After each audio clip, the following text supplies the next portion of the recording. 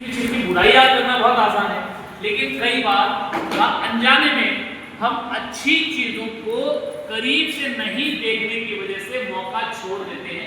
अवसर हमारे जीवन से चला जाता है। अवसर हर व्यक्ति के जीवन में आता है, लेकिन अवसर मिलता उसी को है जो किसी भी चीज को करीब से देखने समझने के लिए मानसिक रूप से तैयार है। हेलो, तो हम बात कर रहे हैं मल्टी लेवल। आज हम जिसकी बात कर रहे हैं वो क्या है? Multi level.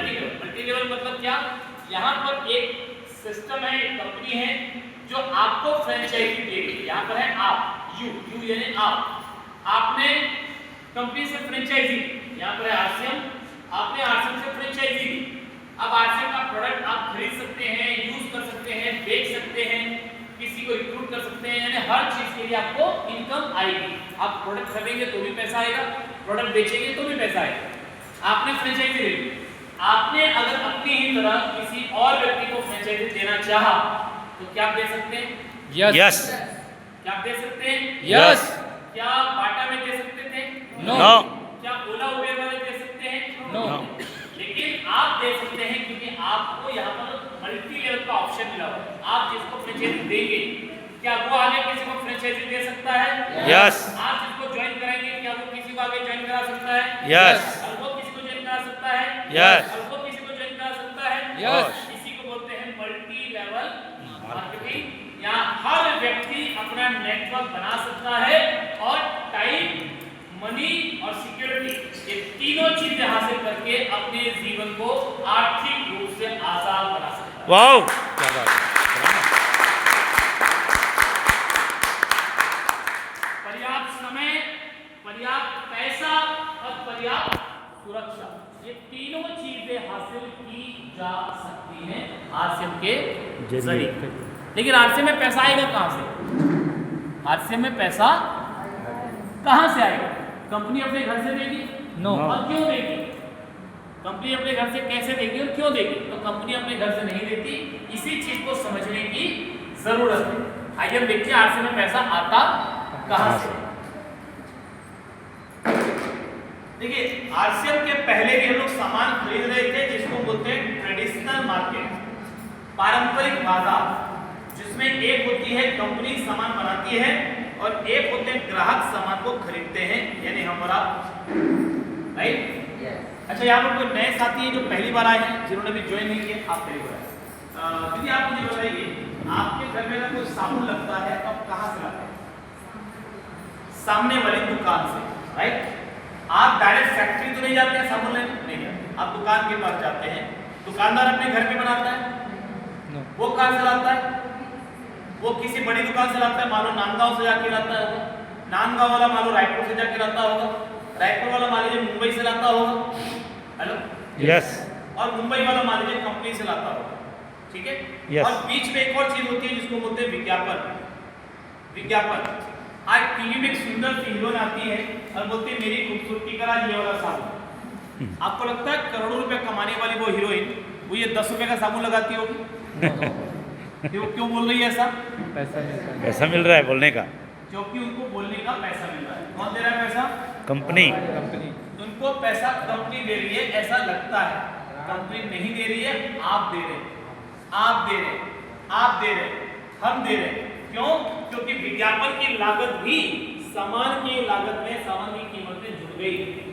जो चीज 50 रुपए में कंपनी ने भी प्रॉफिट बनाकर बाजार में उतार दिया, वो आपके पास आते आते 100 रुपए की हो गई। इसमें कुछ तो आगे भेजने का खर्चा हुआ और कुछ इन बिचौलियों ने कमीशन रख लिया। Hello, yes. मेरा एक सवाल है आपसे, क्या ये बीच में जितने भी लोग हैं ये प्रोडक्ट की क्वालिटी में कुछ सुधार लाते हैं? नहीं, बल्कि बिगाड़ते जरूर है। नकली चीज आज कहाँ आती है? कहाँ से आती है? वही बिचौले से। यही बीच वाले कहीं मिलावट करते हैं, वहीं पर मिलावट होती है। अगर ये पेन बिना ढक्कन की कंपनी ने बना दिया, क्या ये बीच वाले ढक्कन लगाएंगे? नो। इनका काम खाली आगे बढ़ाना है। ये सामान की क्वालिटी में सुधार नहीं लाते बल्कि बिगाड़ते जरूर है और अपना अपना प्रॉफिट रखते हैं और 50 की चीज 100 में आपको मिलती है।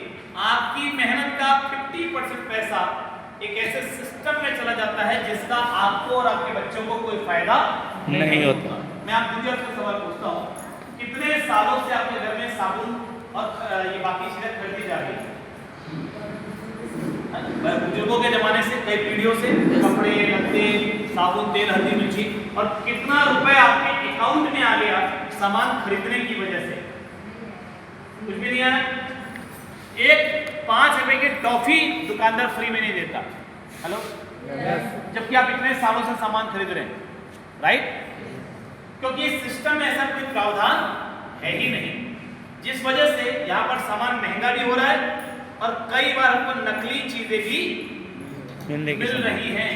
कई बार हमको बाजार में कम क्वालिटी की, निम्न क्वालिटी की नकली चीजें मिलने लगती हैं। बजाज आता है तो बोजाज आता है, लाइफ बॉय आता है तो लाइफ बॉडी आता है, मिलता जुलता नाम से लोग नकली चीजें भी बेचते हैं। इवन तो दवाइयां तक नकली आ गई है सर बाजार में, दवाइयां तक नकली आ गई है।